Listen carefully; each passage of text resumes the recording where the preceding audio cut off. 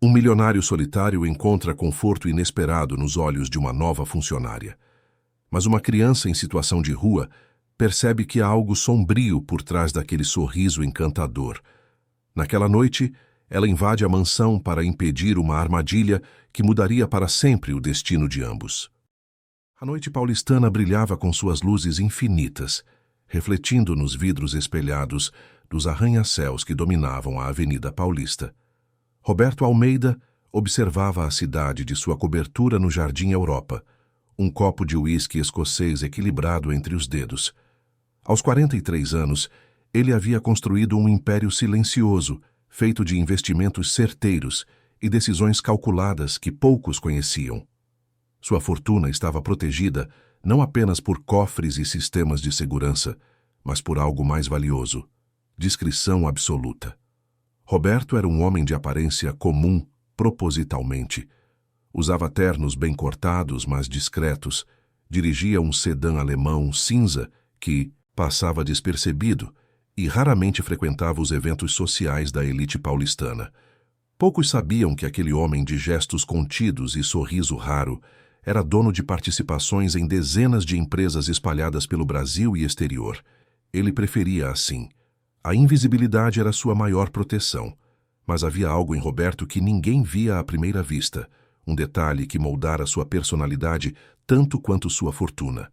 Desde os 19 anos, quando um acidente em uma construção deixou seu ouvido esquerdo parcialmente surdo, ele desenvolvera uma atenção redobrada ao mundo ao seu redor. Aprendera a ler lábios com precisão impressionante, a captar microexpressões faciais, a perceber quando alguém mentia apenas pelo desvio do olhar. Essa habilidade involuntária transformara-se em ferramenta de sobrevivência no mundo dos negócios, onde cada palavra não dita valia mais que contratos assinados. Por anos, Roberto vivera sozinho. Houve mulheres, é claro, mas todas carregavam o mesmo brilho nos olhos quando descobriam quem ele realmente era. Aquele interesse súbito, aquela atenção exagerada, aqueles planos repentinos de futuro. Ele reconhecia o padrão e se afastava antes que as coisas fossem longe demais. Solidão era o preço que pagava pela segurança, e Roberto aprendera a conviver com isso, até conhecer Verônica. Foi em uma tarde de quinta-feira, no escritório de investimentos que mantinha no Itaim Bibi. Ela chegara acompanhando um cliente, apresentada como consultora financeira independente. Verônica Santana tinha 35 anos, cabelos castanhos impecavelmente arrumados, olhos verdes que pareciam guardar histórias antigas e uma postura que mesclava profissionalismo com uma delicadeza natural. Usava um blazer azul marinho sobre uma blusa de seda creme, e quando apertou a mão de Roberto, seu toque foi firme, mas não agressivo. Durante a reunião, Roberto percebeu que ela não olhava para ele com aquele interesse mercenário que tanto conhecia. Verônica discutia fundos de investimento com propriedade, questionava taxas de administração, propunha estratégias de diversificação. Era competente, centrada e parecia genuinamente desinteressada em impressioná-lo pessoalmente. Isso o intrigou. Quando a reunião terminou e o cliente saiu, Roberto fez algo que raramente fazia. Convidou Verônica para um café na padaria francesa da esquina. Ela hesitou, consultou o relógio, mas aceitou com um sorriso discreto. Naquela primeira conversa, Roberto descobriu que ela era de Campinas, formada em economia, divorciada há 3 anos, sem filhos, trabalhava como autônoma porque prezava sua independência. Falava com paixão sobre viagens que fizera pelo interior de Minas Gerais, sobre pequenos restaurantes escondidos em São Paulo que poucos conheciam, sobre livros de filosofia que lia nas madrugadas insones. Roberto se viu sorrindo genuinamente pela primeira vez em meses. Verônica não perguntou sobre seus negócios, não tentou impressioná-lo, não demonstrou interesse em sua vida particular. Conversaram por 2 horas sobre tudo exceto dinheiro. Quando se despediram, ele sentiu algo que há muito não sentia: curiosidade sincera por outra pessoa. Nos dias seguintes, Roberto se pegou pensando nela. Relutante, mas incapaz de resistir, ligou para o escritório onde ela atendia eventualmente e deixou um recado. Para sua surpresa e alívio, Verônica retornou à ligação no mesmo dia. Marcaram um jantar para a sexta-feira seguinte. O restaurante escolhido foi o Terraço Itália, no topo do edifício Itália, com vista panorâmica da cidade iluminada. Roberto chegou 15 minutos antes do combinado, nervoso de um jeito que não se lembrava de ter sido desde a adolescência. Quando Verônica surgiu, usando um vestido preto simples, mas elegante, o coração dele acelerou. Ela estava diferente, mais relaxada, mais aberta, mais presente. Durante o jantar, conversaram sobre infância, sonhos abandonados, arrependimentos pequenos e grandes. Verônica contou sobre o pai que perdera cedo, sobre a mãe que lutara sozinha para criá-la, sobre o casamento que terminara não por traição ou brigas, mas por uma distância silenciosa que crescera até não haver mais nada a dizer. Roberto compartilhou sobre sua surdez parcial, algo que raramente mencionava. Ela ouviu com atenção genuína, fez perguntas inteligentes, não demonstrou pena nem curiosidade mórbida. Foi a primeira de muitas noites. Roberto, sempre tão controlado, permitiu-se baixar a guarda.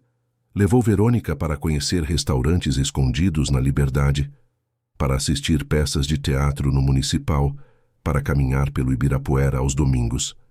Ela retribuía, apresentando-o a livrarias independentes na Vila Madalena, a bares de jazz no Pinheiros, a pequenos prazeres que ele havia esquecido de buscar. Em um mês, Roberto estava apaixonado. Não falavam explicitamente sobre sentimentos, mas havia uma intimidade crescente, um conforto mútuo que ele não experimentara antes. Verônica conhecia sua rotina, sabia quando ele precisava de silêncio, respeitava seus limites. Parecia perfeita demais para ser verdade, mas Roberto escolheu acreditar. Pela primeira vez em décadas, permitiu-se confiar. Foi numa sexta-feira à noite, no mesmo Terraço Itália onde tudo começara, que Roberto tomou uma decisão que mudaria tudo. Eles haviam jantado, conversado sobre planos para o fim de semana, e quando o garçom trouxe a sobremesa, Roberto segurou a mão de Verônica sobre a mesa. "Gostaria que você conhecesse minha casa", ele disse, o coração batendo forte. "Não estou falando apenas de uma visita. Quero que você veja onde vivo, quem sou quando estou sozinho. Quero compartilhar isso com você." Verônica piscou surpresa. Um rubor delicado subiu por seu pescoço. "Roberto", ela começou, a voz suave. "Eu não esperava. Você sempre foi tão reservado." "Eu sei", ele respondeu. "Por isso significa tanto. Você é diferente de todas as pessoas que conheci. Com você, sinto que posso ser eu mesmo." Ela apertou a mão dele, de volta, os olhos verdes brilhando sob a luz das velas. "Eu adoraria", ela sussurrou.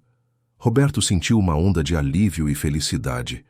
Pagou a conta e juntos saíram do restaurante, a noite de São Paulo, envolvendo-os em seu abraço caótico e acolhedor. Mas enquanto caminhavam pela calçada em direção ao estacionamento, nenhum dos dois notou a pequena figura observando-os da esquina. Júlia tinha 7 anos, e nenhum sobrenome que conhecesse. Morava nas ruas do centro de São Paulo, desde que conseguia lembrar, alternando entre o Anhangabaú e a Praça da República, sempre atenta, sempre em movimento. Com cabelos castanhos, embaraçados, roupas doadas grandes demais e um olhar que parecia ter 100 anos, Júlia aprendera a ler pessoas como outros aprendem a ler livros. Ela estava ali naquela noite porque seguira um grupo de turistas que saíra de um hotel próximo, esperando que alguém deixasse cair algumas moedas. Mas quando viu o casal elegante saindo do edifício Itália, algo chamou sua atenção. Não era a roupa cara do homem, nem o vestido bonito da mulher. Era o jeito como eles andavam juntos. O homem parecia feliz, relaxado, confiante. A mulher sorria, mas havia algo errado naquele sorriso. Júlia tinha uma habilidade que a mantivera viva nas ruas. Conseguia ver além das máscaras.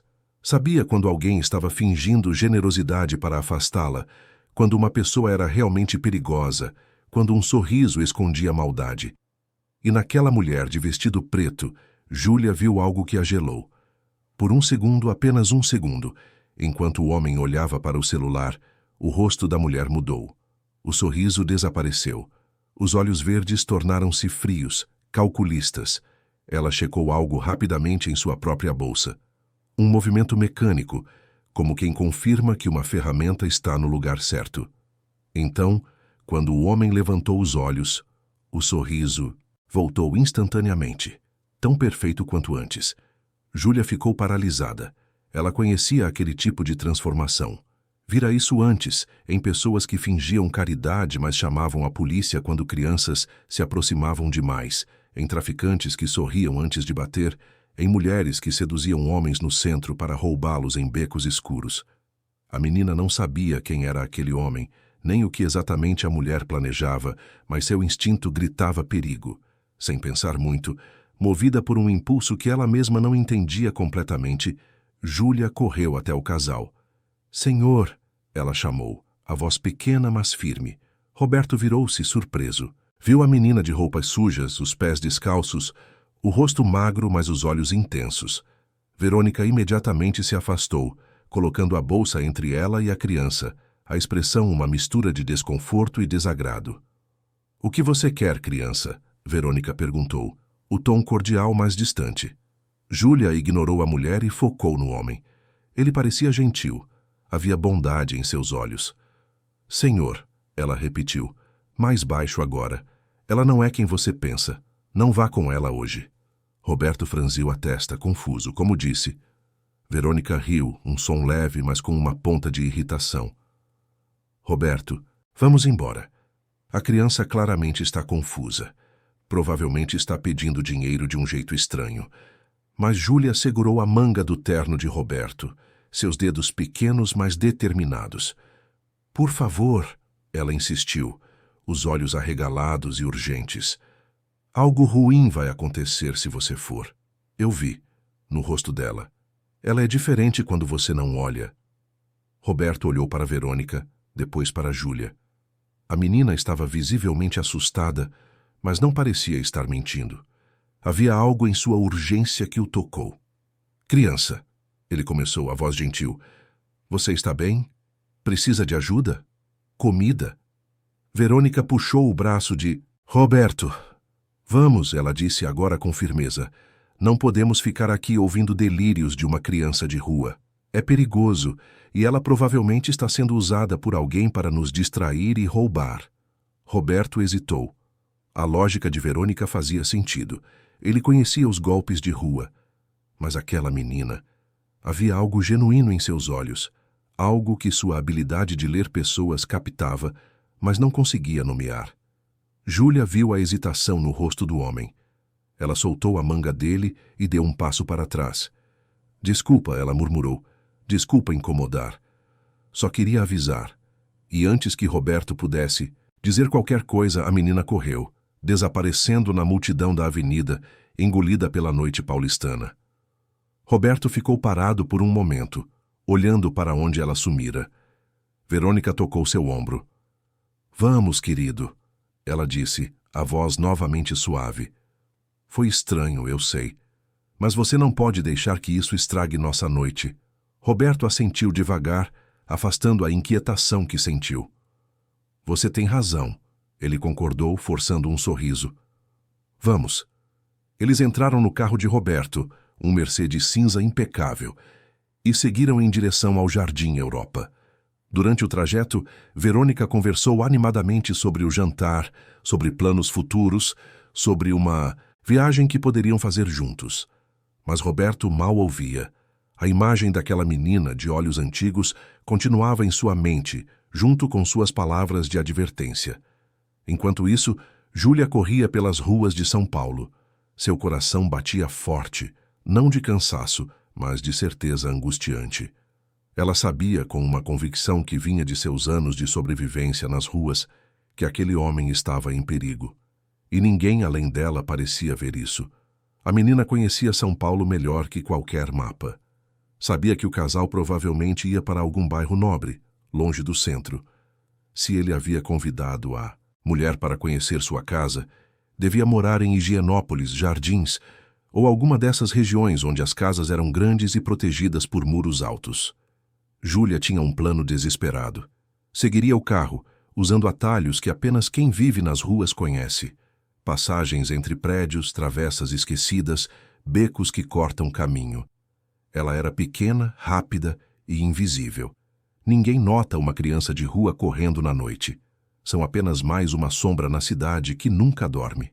Correndo com todas as forças que suas pernas finas permitiam, Júlia viu o Mercedes cinza passar pela Paulista em direção aos Jardins.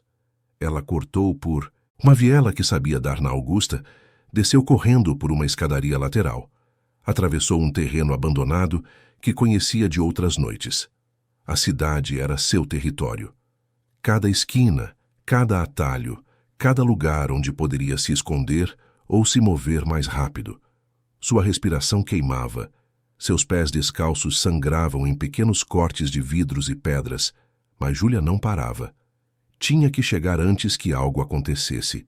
Não sabia exatamente o quê, mas sua intuição nunca a enganara antes. Aquela mulher de sorriso falso planejava algo terrível, e o homem gentil de olhos bondosos seria a vítima. No Mercedes, Roberto dirigia em silêncio pelas ruas iluminadas do Jardim Europa. Verônica havia mudado sutilmente. Seu telefone vibrou várias vezes e ela checava as mensagens rapidamente, o rosto iluminado pela tela, os lábios apertados em concentração. Quando percebeu que Roberto a observava, ela sorriu novamente guardando o aparelho. "Desculpa", ela disse. "Minha mãe." Preocupada como sempre. Roberto acenou, mas um desconforto crescia em seu peito. Havia algo diferente em Verônica naquela noite. Pequenos detalhes que sua percepção treinada começava a captar. A tensão em seus ombros. O jeito como seus olhos não encontravam os dele por muito tempo. O sorriso que parecia ensaiado demais. Sacudiu a cabeça, tentando afastar os pensamentos. Era paranoia. Aquela menina o deixara nervoso com suas palavras estranhas. Verônica era genuína. Tinha que ser. Mas enquanto dirigia em direção à sua mansão protegida, Roberto Almeida não sabia que sua vida estava prestes a mudar para sempre. Que aquela noite revelaria verdades dolorosas e que uma criança corajosa estava correndo contra o tempo para salvá-lo de um destino que ele nem imaginava existir. A cidade de São Paulo continuava pulsando ao redor deles, indiferente aos dramas pequenos e grandes que se desenrolavam em suas ruas. Milhões de histórias acontecendo, simultaneamente, vidas se cruzando e se separando, destinos sendo escritos a cada segundo. E naquela noite específica, 3 destinos estavam prestes a se entrelaçar de uma forma que nenhum deles poderia prever. Roberto estava quase chegando em casa. Júlia continuava correndo, seguindo o rastro das luzes traseiras do Mercedes, e Verônica checava novamente o celular, digitando uma mensagem rápida que dizia apenas: "Estamos chegando. Preparem-se." A noite paulistana testemunharia tudo, silenciosa e infinita como sempre fez.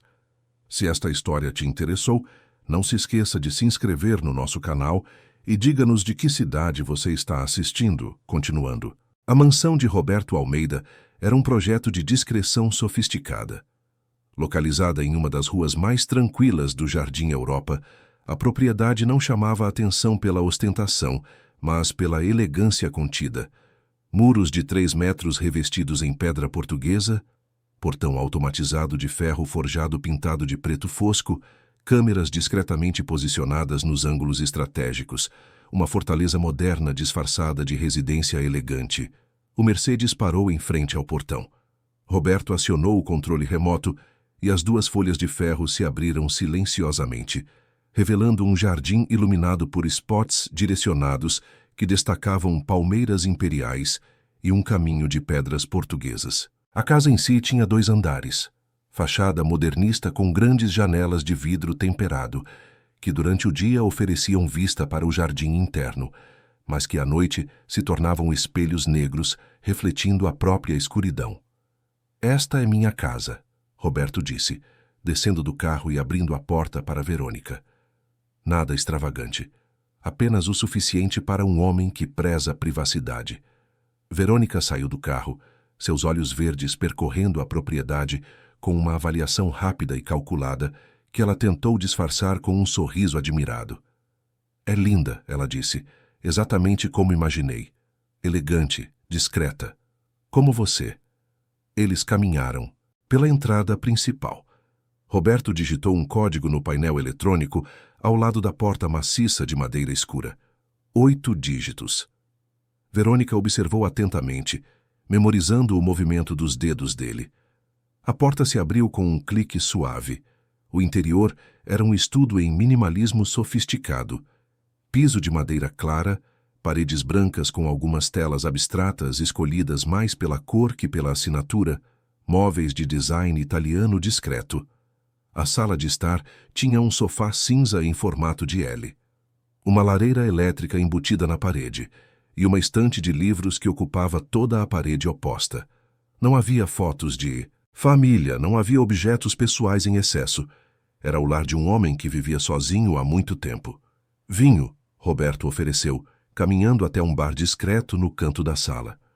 Tenho um barolo excepcional que estava guardando para uma ocasião especial. Perfeito, Verônica respondeu sentando-se no sofá com uma graça estudada. É muito acolhedor aqui, Roberto. Parece que finalmente estou conhecendo quem você realmente é. Enquanto Roberto abria a garrafa de vinho na cozinha integrada, Verônica retirou o telefone da bolsa. Seus dedos voaram sobre a tela em uma mensagem rápida. Dentro. Código anotado. Confirmar posição. Ela enviou e guardou o aparelho rapidamente quando ouviu os passos de Roberto retornando. Do lado de fora da propriedade, escondida atrás de uma árvore na rua escura, Júlia tentava recuperar o fôlego. Seus pulmões queimavam, suas pernas tremiam de exaustão, mas ela conseguira. Seguira o carro por quase 4 quilômetros, usando cada atalho que conhecia, e chegara apenas segundos depois do Mercedes entrar pela propriedade. A menina observou a mansão, seu coração apertado de preocupação. Os muros eram altos demais para escalar. O portão estava fechado. Havia câmeras que ela podia ver mesmo na penumbra. Como entraria ali? Como poderia avisar o homem gentil antes que algo terrível acontecesse? Júlia começou a caminhar ao redor da propriedade, mantendo-se nas sombras. A rua era silenciosa, com apenas algumas casas iluminadas e um ou outro carro passando ocasionalmente. Ela sabia que tinha pouco tempo. Se alguém a visse, chamariam a polícia. Uma menina de rua em um bairro como aquele era considerada uma ameaça, não uma criança. Foi então que ela viu. No fundo do terreno, escondida por trepadeiras densas e folhagens, havia uma grade antiga de ferro. Parecia ser uma entrada de serviço esquecida, provavelmente da época em que a casa fora construída décadas atrás. A vegetação crescera tanto ao redor que a grade estava quase invisível, coberta por folhas e galhos entrelaçados. Júlia olhou ao redor. Ninguém na rua. Rapidamente, ela atravessou a calçada e começou a afastar as trepadeiras. A grade estava enferrujada, mas quando ela puxou, cedeu um pouco. A menina era pequena e magra, acostumada a se espremer por espaços impossíveis. Com esforço, conseguiu abrir a grade o suficiente para passar, arranhando os braços nas pontas de ferro, mas ignorando a dor. Estava dentro. O jardim interno era escuro e silencioso. Júlia moveu-se com cuidado, evitando os caminhos, iluminados, mantendo-se na sombra das árvores e arbustos. Podia ver a casa iluminada à frente, as grandes janelas de vidro mostrando parte da sala de estar. Viu o homem servindo vinho, a mulher sentada no sofá, tudo parecendo perfeitamente normal e civilizado. Mas Júlia sabia. Seu instinto gritava perigo. Ela se aproximou da casa, agachada, usando os canteiros de flores como cobertura. Havia uma porta lateral que provavelmente dava na cozinha. Se conseguisse entrar por ali sem ser vista, poderia ouvir a conversa, descobrir o que a mulher planejava, encontrar uma forma de avisar o homem. Na sala de estar, Roberto e Verônica brindavam. Os copos de cristal tilintaram suavemente. Roberto sentiu-se relaxar um pouco. O vinho estava perfeito, a companhia era agradável, e aquela estranheza que sentira no carro começava a se dissipar. Talvez fosse mesmo apenas paranoia. Verônica bebeu um gole, depois pousou a taça na mesinha de centro. Roberto, ela disse, a voz suave, mais séria. Posso te fazer uma pergunta pessoal? Claro. Ele respondeu, sentando-se ao lado dela no sofá. Por que você nunca se casou? Nunca teve filhos? Um homem como você, bem-sucedido, gentil, inteligente, parece tão solitário às vezes. Roberto olhou para o vinho em sua taça, as lembranças dançando como os reflexos da luz no líquido rubro. Eu poderia dizer que foi por causa dos negócios, por falta de tempo. Mas seria mentira. A verdade é que aprendi a não confiar facilmente. Minha audição parcial me ensinou a observar as pessoas de forma diferente. Vejo coisas que outros não veem. Microexpressões, hesitações, mentiras pequenas. E em todos os relacionamentos que tive, eventualmente, via o interesse financeiro crescer mais que qualquer outra coisa. Então parei de tentar. E comigo, Verônica perguntou, inclinando-se mais perto. Você vê alguma mentira? Roberto olhou para ela. Aqueles olhos, verdes tão expressivos, aquele rosto delicado, aquela aparente vulnerabilidade. Não, ele disse finalmente. Com você, pela primeira vez em muito tempo, não vejo nada além de sinceridade. Verônica sorriu, mas algo naquele sorriso fez o coração de Roberto apertar por uma fração de segundo. Ela tocou o rosto dele com a mão, os dedos frios contra sua pele. Eu me importo com você, Roberto, ela murmurou. Quero fazer parte da sua vida. Realmente. E então, com um movimento natural, ela se inclinou e o beijou. Roberto correspondeu, fechando os olhos, permitindo-se sentir. Mas quando abriu os olhos novamente, viu que Verônica estava olhando por cima do ombro dele em direção à janela, como se esperasse algo. Ou alguém. Verônica, ele começou, afastando-se suavemente. Está tudo bem? Ela piscou, trazendo o foco de volta para ele. Claro, querido. Por quê? Você parece distraída, verificando o celular o tempo todo, olhando para a janela. Algo está te preocupando? Por um momento, apenas um breve momento, a máscara caiu. Os olhos de Verônica ficaram frios, calculistas, irritados. Mas ela recuperou o controle instantaneamente, forçando um riso leve. Desculpa, ela disse. É que minha mãe está doente e eu fico preocupada quando não estou perto. Mas você tem razão, estou aqui com você. Devo me concentrar nisso. Roberto não disse nada, mas algo dentro dele se partiu. Era mentira. Ele sabia. Cada instinto que desenvolvera ao longo dos anos gritava que aquilo era uma mentira. E se ela estava mentindo sobre algo tão simples, sobre o que mais estaria mentindo? Antes que pudesse verbalizar seus pensamentos, o telefone de Verônica vibrou na bolsa. Ela o ignorou, mas vibrou novamente, insistente. Com um suspiro de irritação mal disfarçada, ela pegou o aparelho. Desculpa, preciso atender rapidamente. É minha mãe. Devo estar realmente preocupada.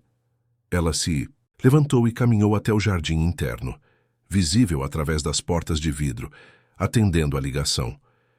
Roberto não conseguia ouvir o que ela dizia, mas viu seu corpo ficando tenso, seus gestos se tornando agitados. Algo estava definitivamente errado.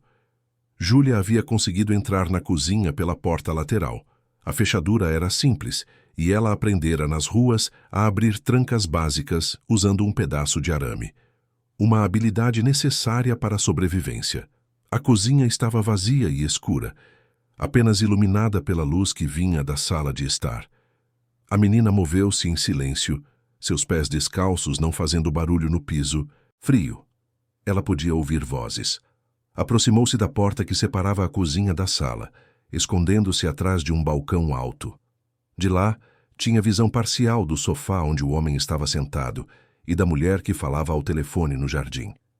20 minutos. Júlia ouviu Verônica dizer em voz baixa, mas urgente. Não antes. Eu disse que 20 minutos. Ele precisa me dar as senhas primeiro. Sim, está tudo anotado. Código do alarme. Código do cofre digital. Só falta ele abrir o sistema de investimentos. Tenham paciência. O sangue de Júlia gelou. Senhas, cofre digital, sistema de investimentos. A mulher estava roubando o homem, ou pior. E havia outras pessoas envolvidas. Pessoas que chegariam em 20 minutos. Ela precisava agir. Mas como? Se simplesmente aparecesse, a mulher poderia inventar alguma história, acusar a menina de invasão, fazer o homem duvidar. Júlia precisava de provas, ou pelo menos de fazer o homem ver a verdade com seus próprios olhos. Verônica terminou a ligação e voltou para a sala, o sorriso novamente no lugar. Desculpa por isso, ela disse a Roberto. Minha mãe está mais calma agora. Onde estávamos? Roberto se levantou, colocando a taça de vinho na mesa com cuidado excessivo. Verônica, ele disse, a voz controlada, mas fria, acho que você deveria ir embora. Ela piscou, surpresa genuína. O quê? Por quê? Fiz algo errado? Você está mentindo para mim. Não sei sobre o que exatamente, mas está. E eu não tolero mentiras. Então, por favor, pegue suas coisas e vá. Verônica respirou fundo. Por um momento pareceu que iria argumentar, que iria manter a farsa, mas então algo em sua postura mudou. O sorriso desapareceu completamente. A vulnerabilidade evaporou. O que restou foi uma mulher fria, calculista e perigosa. Você é mais esperto do que pensei, ela disse. Ah... Voz agora sem qualquer vestígio de delicadeza. Pena. Teria sido mais fácil se você tivesse cooperado voluntariamente. Saia da minha casa, Roberto repetiu, mas agora havia medo em sua voz. Ele finalmente entendia. Aquela menina na rua. Ela tentara avisá-lo. E ele não escutara. Verônica riu, um som sem humor. Sair? Querido, isto está apenas começando. Você vai abrir seu sistema de investimentos, vai me dar acesso às suas contas offshore e vai transferir uma quantia muito generosa. E vai fazer isso nos próximos 15 minutos, antes que meus amigos cheguem. Porque se não fizer, as coisas ficarão muito desagradáveis. Roberto sentiu o pânico subir, mas forçou-se a manter a calma. Ele era um homem de negócios acostumado a situações de pressão. Você não vai conseguir nada, ele disse. Meu sistema tem autenticação dupla, reconhecimento facial, senhas que mudam a cada hora. Mesmo que eu quisesse, não conseguiria transferir nada agora. Os bancos estão fechados, as corretoras estão offline. Verônica tirou um pequeno tablet da bolsa. Não subestime meu planejamento, Roberto. Tenho hackers muito competentes esperando para contornar suas proteções. Tudo o que preciso é que você inicie o processo. O resto, eles fazem. Foi nesse momento que Júlia decidiu agir. Não podia esperar mais. Se aqueles amigos da mulher chegassem, seria tarde demais. Com o coração batendo forte, ela saiu de trás do balcão e entrou na sala de estar. Senhor, ela disse, a voz pequena, mas firme. Tanto Roberto quanto Verônica viraram-se bruscamente. A expressão de Roberto foi de surpresa e reconhecimento. A garota. A menina da rua. Verônica, por outro lado, ficou lívida de raiva. Como você entrou aqui? A mulher sibilou. Júlia ignorou-a, focando em Roberto. Eu avisei o senhor, ela disse. Avisei que ela não era quem fingia ser. Ouvi ela no telefone. Tem pessoas vindo. Para cá. Em 15 minutos, talvez menos.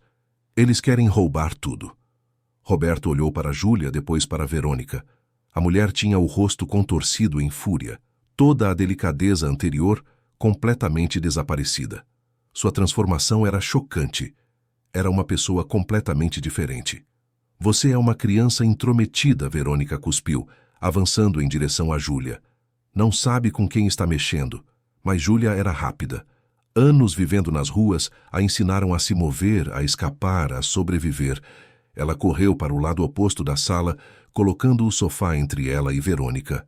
O senhor precisa chamar a polícia agora, ela gritou. Para Roberto. Tem um botão de pânico na sua casa. Todos os ricos têm, aperta ele.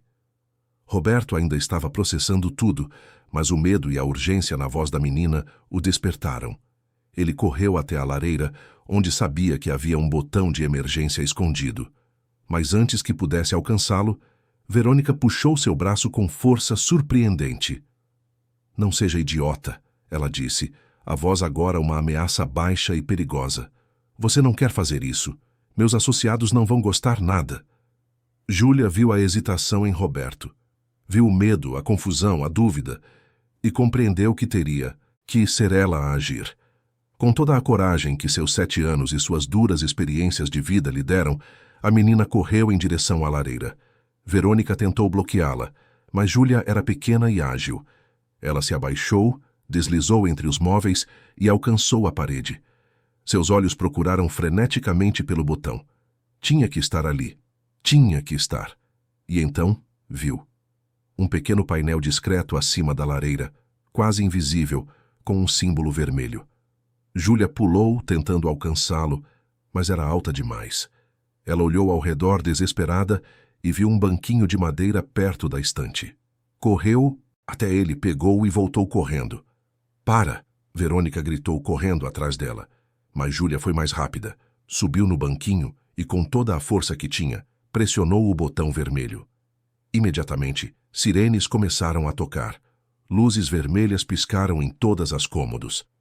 O sistema de segurança da casa foi ativado, enviando sinais automáticos para a polícia, para a empresa de segurança privada, para todos os contatos de emergência cadastrados no sistema de Roberto. O efeito foi imediato. Verônica ficou paralisada por um segundo, o rosto uma máscara de fúria e desespero. Ela olhou para o relógio, para a porta, para Roberto. Sua operação cuidadosamente planejada estava desmoronando. "Você não sabe o que fez", ela sussurrou, mais para si mesma que para os outros. E então, sem mais palavras, Verônica pegou sua bolsa e correu para a porta. Roberto tentou bloqueá-la, mas ela o empurrou com força, fazendo-o tropeçar e cair. A porta da frente se abriu e ela desapareceu na noite. Roberto ficou no chão por um momento, atordoado, o som das sirenes enchendo seus ouvidos. Júlia desceu do banquinho e correu até ele. "O senhor está bem?" ela perguntou, seus olhos arregalados de preocupação. Ele olhou para a menina. Aquela criança de roupas sujas e pés descalços que acabara de salvar sua vida, sua fortuna, possivelmente muito mais. "Estou", ele disse, a voz embargada. "Graças a você." Júlia sorriu, um sorriso pequeno, mas genuíno. "Eu avisei", ela disse simplesmente. "Sim", Roberto concordou, levantando-se com dificuldade. "Você avisou. E eu não escutei. Me desculpe por isso." Do lado de fora, eles ouviram o som de carros acelerando, gritos abafados, movimento rápido.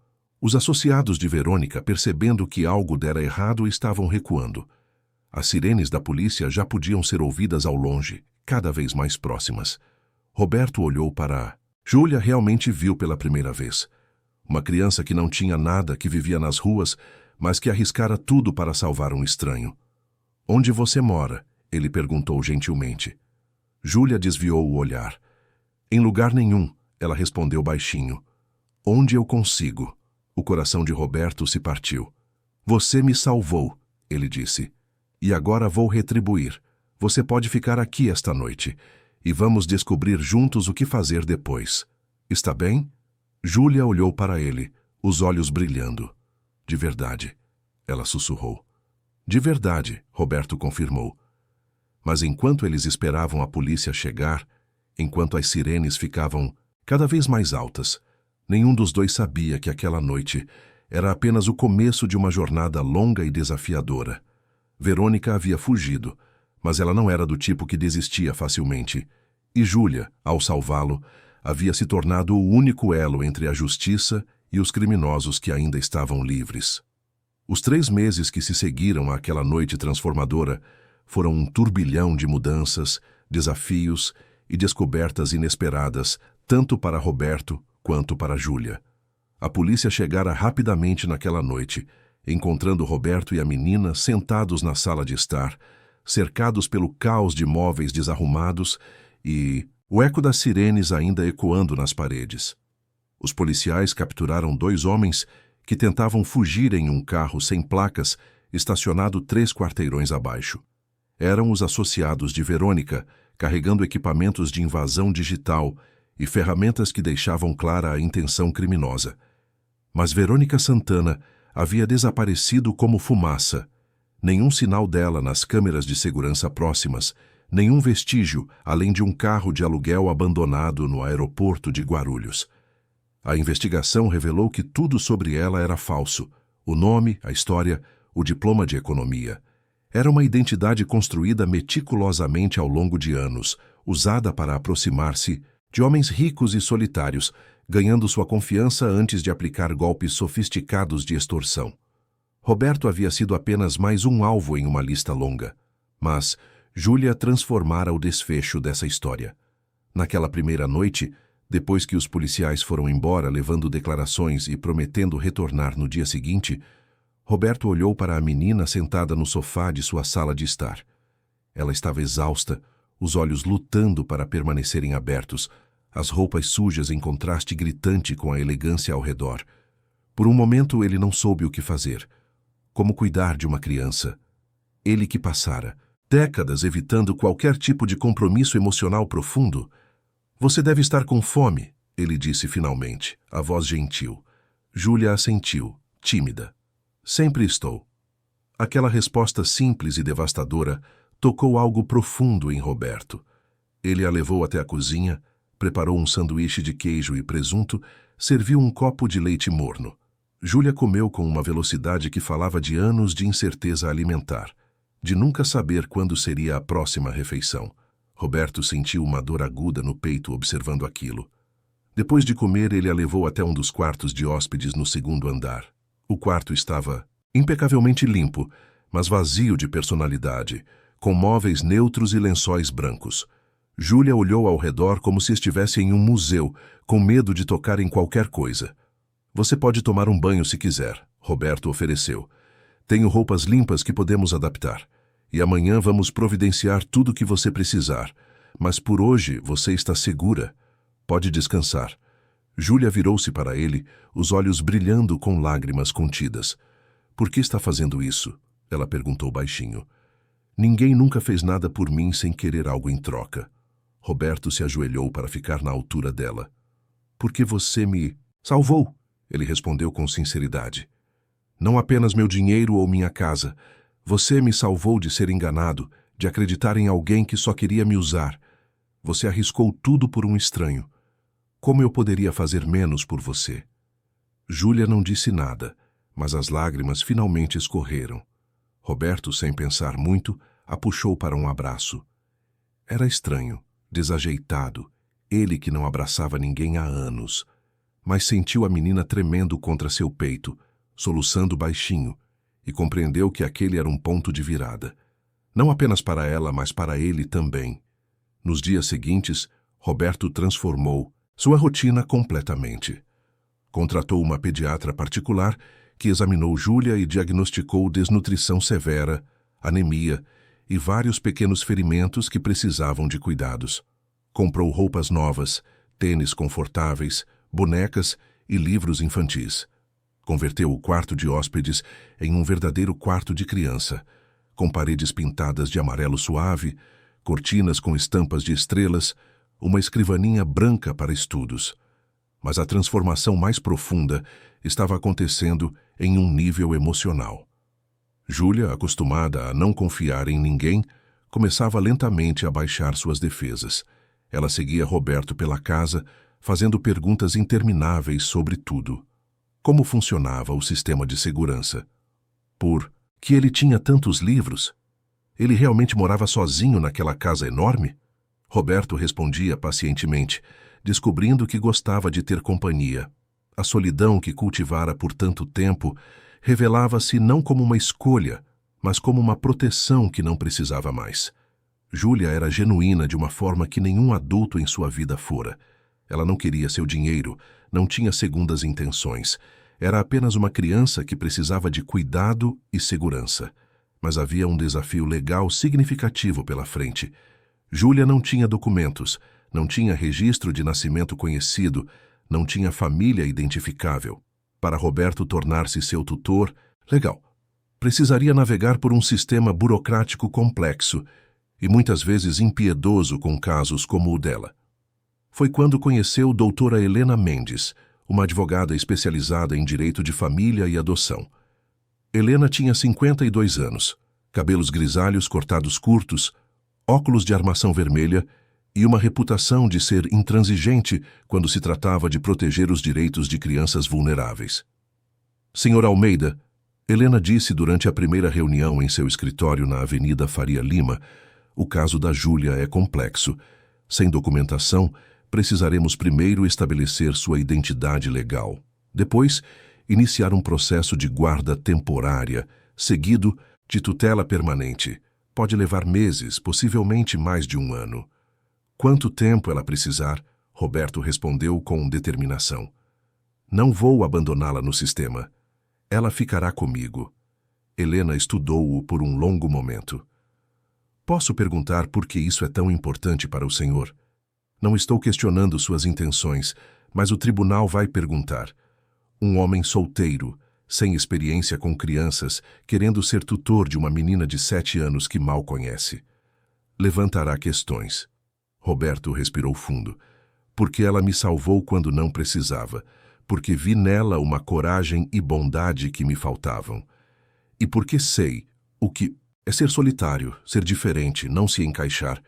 Minha surdez parcial me ensinou isso, mas tive recursos, educação, oportunidades. Júlia não teve nada disso. Se eu puder dar a ela o que eu tive, se puder dar mais, então isso tem que significar algo. Helena sorriu pela primeira vez. Essa resposta funcionará no tribunal, Sr. Almeida, e acho que o senhor realmente se importa. Vamos fazer isso acontecer. O processo começou. Roberto foi submetido a avaliações psicológicas, visitas domiciliares de assistentes sociais, verificações extensas de antecedentes. Júlia foi entrevistada por psicólogos infantis, passou por exames médicos completos, participou de sessões terapêuticas para processar seu trauma de anos vivendo nas ruas. Era exaustivo e invasivo, mas necessário. Durante esse período, a investigação policial sobre Verônica e sua organização criminosa avançava. Os 2 homens capturados naquela noite começaram a cooperar em troca de penas reduzidas, revelando detalhes sobre pelo menos 15 golpes similares em São Paulo, Rio de Janeiro e Belo Horizonte, nos últimos 5 anos. Verônica era a mente por trás de tudo, uma manipuladora habilidosa que estudava suas vítimas meticulosamente antes de se aproximar. Mas ela continuava foragida. Mandados de prisão foram emitidos, aeroportos e fronteiras estavam alertados, mas Verônica parecia ter evaporado. A promotoria montou um caso sólido, baseado nos depoimentos dos cúmplices, evidências digitais encontradas nos equipamentos apreendidos e gravações das câmeras de segurança da casa de Roberto. E Júlia era a testemunha-chave. Ela era a única que ouvira Verônica falando ao telefone, que presenciara a transformação de sua personalidade, que poderia descrever em detalhes o que acontecera naquela noite. Sem seu depoimento, o caso contra Verônica seria mais fraco. Mas pedir a uma criança de 7 anos para testemunhar contra criminosos perigosos em um tribunal público era uma responsabilidade enorme. Roberto lutava com isso diariamente. Queria justiça, queria que Verônica pagasse por suas ações. Mas não queria expor Júlia a mais trauma, não queria arriscar sua segurança mental e emocional recém-conquistada. Dr. Fernando Carvalho, o psicólogo infantil que acompanhava Júlia, foi claro em sua avaliação. A Júlia é uma criança extraordinariamente resiliente, ele explicou a Roberto durante uma consulta. Mas testemunhar será difícil.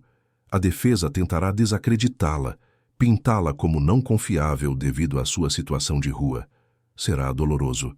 Porém, ela demonstra um forte senso de justiça e responsabilidade. Se explicarmos adequadamente, se prepararmos bem, acredito que ela possa fazer isso, mas a decisão deve partir dela, não de você ou da promotoria. Roberto conversou com Júlia uma noite sentados no quarto dela. Ela estava deitada na cama nova, abraçando um ursinho de pelúcia que ele comprara, as paredes amarelas iluminadas suavemente por um abajur em formato de lua. Júlia, ele começou, preciso conversar com você sobre algo importante. Ela sentou-se, os olhos atentos. Sobre a mulher má, ela disse. É sobre ela, não é? Roberto assentiu. A polícia a procura. Eles querem colocá-la em julgamento por tudo que fez.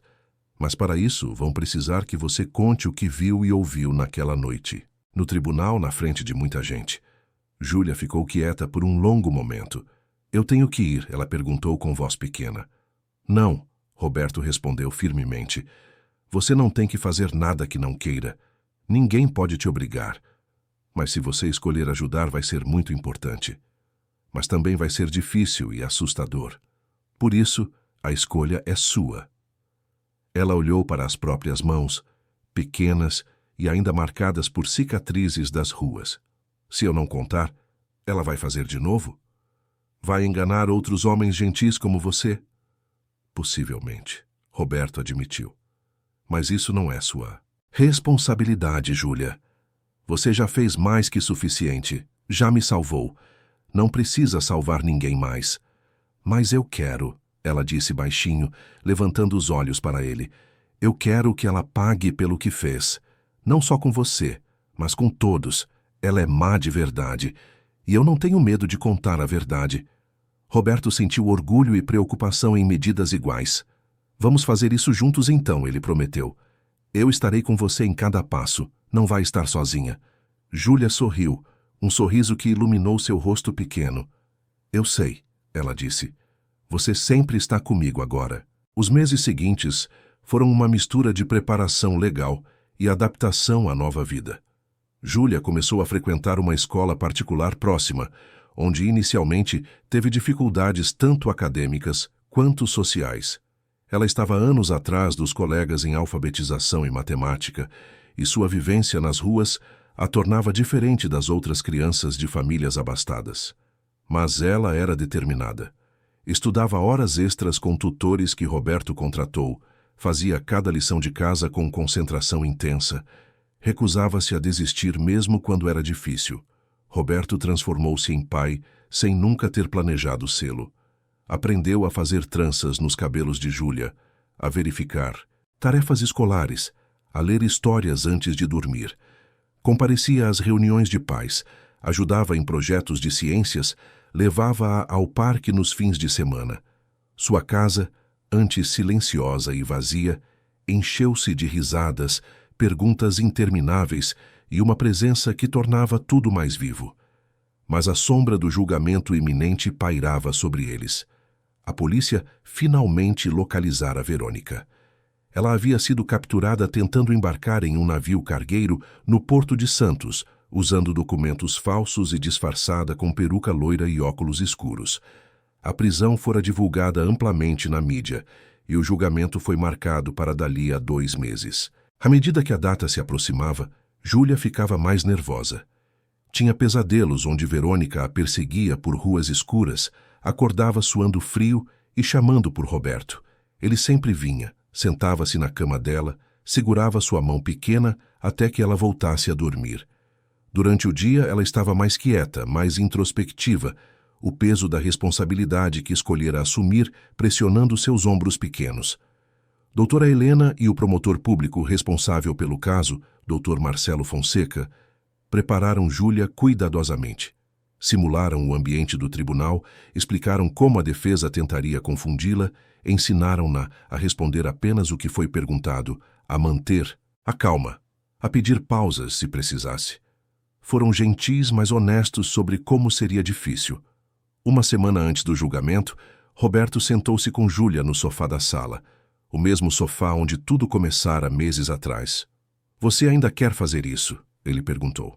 Não há vergonha em mudar de ideia. Ninguém vai pensar menos de você. Júlia balançou a cabeça com determinação. Vou fazer, ela disse, porque é o certo.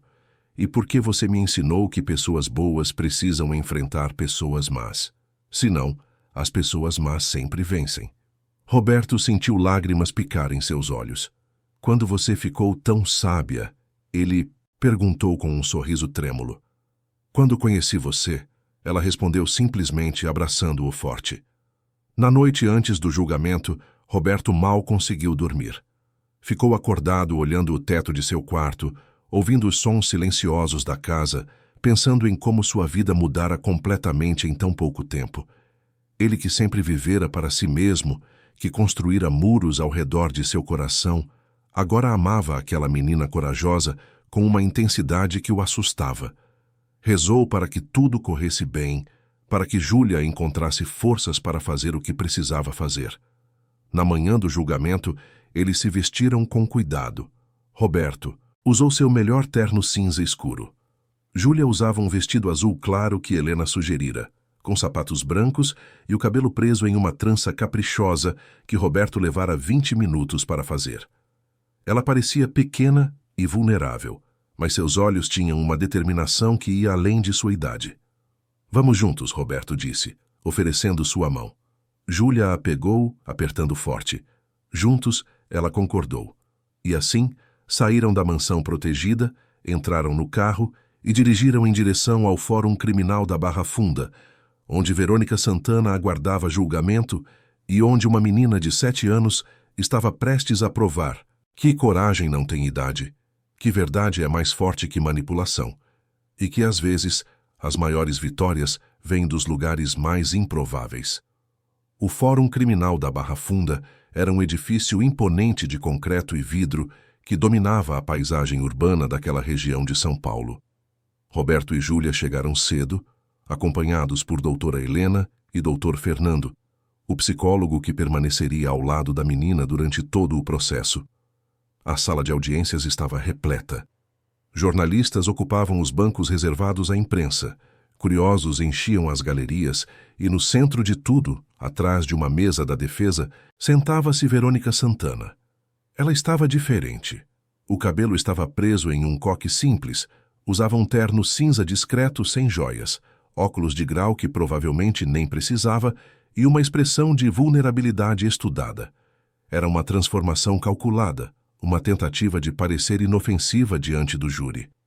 Mas quando seus olhos encontraram os de Roberto por uma fração de segundo, aquele olhar frio e vazio que ele vira naquela noite voltou brevemente antes de ela desviar o olhar. Roberto sentou-se nos bancos reservados às testemunhas. Júlia ao seu lado, a mão pequena dela apertando a dele com força. Ela estava pálida, os olhos grandes observando tudo ao redor, com uma mistura de medo e determinação. Helena inclinou-se e sussurrou algo tranquilizador em seu ouvido. A menina assentiu, mas seu corpo permanecia tenso. O juiz entrou, um homem de seus 60 anos com cabelos grisalhos e expressão severa mas justa. Todos se levantaram. A sessão foi aberta. O promotor, Dr. Marcelo Fonseca, um advogado de 45 anos conhecido por sua eloquência e preparo meticuloso, apresentou o caso. Descreveu em detalhes a operação criminosa de Verônica, os 15 golpes documentados, as vidas arruinadas, as fortunas roubadas através de manipulação emocional e extorsão sofisticada. Os 2 cúmplices já haviam sido julgados e condenados em processos separados. Seus depoimentos gravados foram apresentados como evidência, descrevendo Verônica como a líder incontestável da operação, a mente estratégica por trás de cada golpe. Evidências digitais foram mostradas, incluindo mensagens trocadas entre ela e os cúmplices, registros bancários de transferências suspeitas, gravações de câmeras de segurança de outros casos similares. Era um caso sólido, mas todos sabiam que o depoimento de Júlia seria o ponto crucial. Ela era a única testemunha direta da tentativa de golpe na casa de Roberto, a única que ouvira Verônica coordenando o ataque por telefone, a única que poderia descrever com autenticidade a transformação da personalidade da acusada. A defesa, liderada por um advogado experiente chamado Dr. Ricardo Valente, tinha uma estratégia clara: desacreditar a menina. Argumentar que uma criança de 7 anos que vivera nas ruas não era confiável, que poderia ter sido influenciada por Roberto, que sua percepção dos eventos poderia ser distorcida por trauma ou pela necessidade de agradar seu novo tutor. Quando chegou a hora de Júlia subir ao banco das testemunhas, o silêncio tomou conta da sala. Roberto assistiu sua menina pequena caminhar até a frente, acompanhada por Dr. Fernando. Ela parecia ainda menor naquele ambiente formal e intimidador. O juiz ajustou o microfone para sua altura, falou com ela em tom gentil, explicou que deveria dizer apenas a verdade e que poderia pedir pausas quando precisasse. Dr. Marcelo, o promotor, começou com perguntas simples e gentis. Qual seu nome completo? Onde você está morando agora? Como conheceu o Sr. Roberto? Júlia respondeu com voz baixa, mas clara, ganhando confiança gradualmente. Ela descreveu sua vida nas ruas, sem autopiedade, mas com honestidade comovente. Falou sobre como aprender a observar pessoas, a reconhecer perigo, a confiar em seus instintos para sobreviver. Então o promotor perguntou sobre aquela noite. Júlia fechou os olhos por um momento, respirou fundo e começou a contar. Sua voz ficou mais firme conforme falava. Ela descreveu ver o casal no restaurante, a transformação no rosto de Verônica quando Roberto não estava olhando, o flash de frieza e cálculo que a assustara. Descreveu seguir o carro, entrar na mansão, esconder-se na cozinha. E então, com uma calma que surpreendeu a todos na sala, Júlia repetiu palavra por palavra o que ouvira Verônica dizer ao telefone. 20 minutos, não antes. Eu disse que 20 minutos. Ele precisa me dar as senhas primeiro. Sim, está tudo anotado. Código do alarme, código do cofre digital. Só falta ele abrir o sistema de investimentos. Tenham paciência.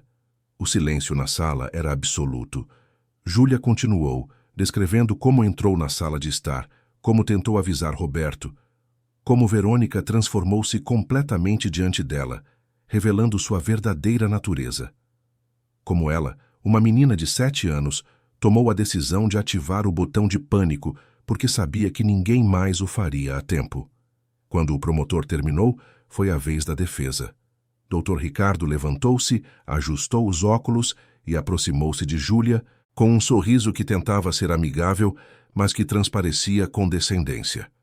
Júlia, ele começou, usando um tom excessivamente gentil que ela imediatamente desconfiou. Você viveu nas ruas por muito tempo, não é? Deve ter sido muito difícil. Você provavelmente viu muitas coisas ruins, pessoas más. Será que não está confundindo o que viu naquela noite com outras coisas que viu antes? Júlia olhou diretamente para ele. Não estou confundindo nada, ela respondeu com firmeza surpreendente. Eu sei o que vi. Eu sei o que ouvi. E sei reconhecer quando alguém está fingindo ser bom, mas é mal por dentro.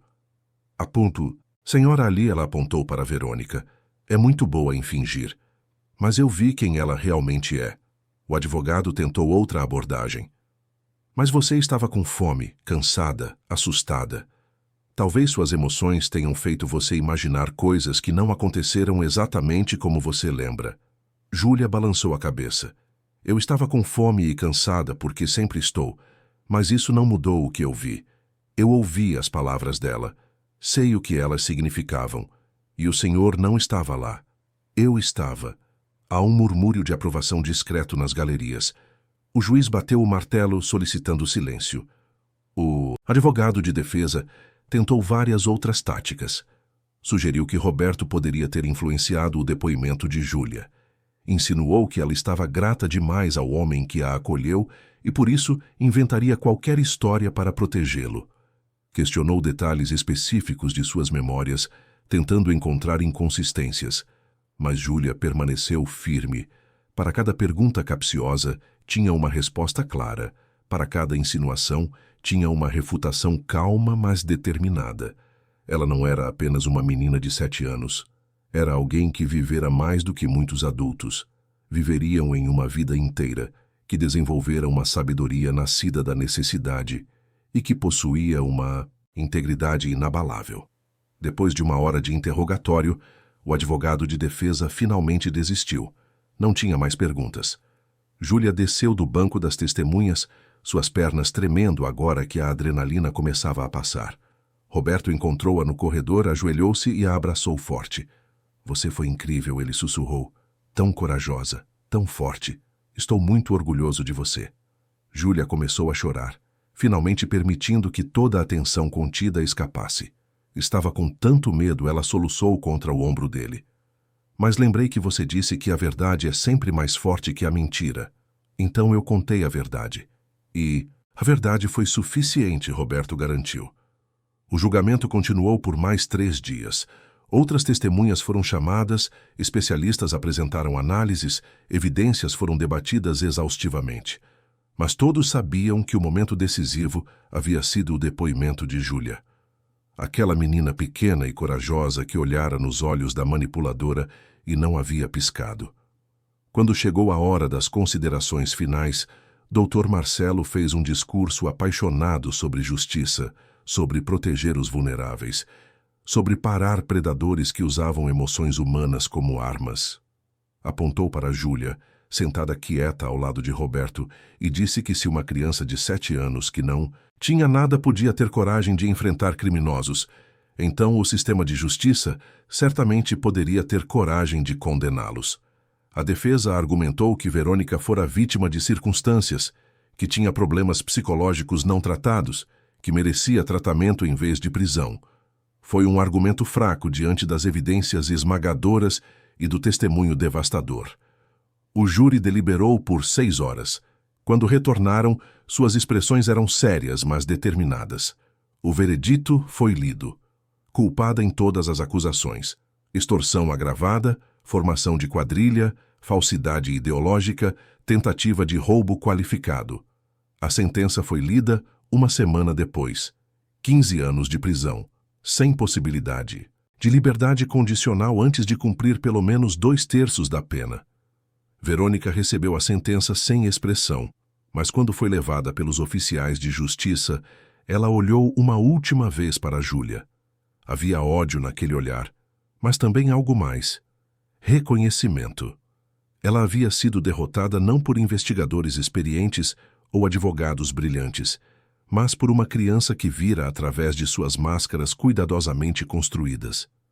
Do lado de fora do tribunal, repórteres cercaram Roberto e Júlia fazendo perguntas, pedindo declarações. Helena afastou-os gentilmente, explicando que a menina já passara por suficiente. Eles entraram no carro e dirigiram de volta para casa em silêncio contemplativo. Acabou, Júlia disse baixinho enquanto olhava pela janela da cidade passando. Sim, Roberto concordou. Acabou. Você foi muito corajosa, Júlia. Mais do que eu jamais poderia ser. Ela virou-se para ele. Mas você me ensinou a ser corajosa. Antes de te conhecer, eu só sabia sobreviver. Você me ensinou que posso fazer mais que isso. Posso ajudar outras pessoas. Posso fazer diferença. Roberto sentiu lágrimas picarem seus olhos novamente. Ele vinha chorando mais nos últimos meses que em toda sua vida adulta. Júlia quebrara todas as suas defesas. Ensinara-lhe que vulnerabilidade não era fraqueza, que amor não era perigo.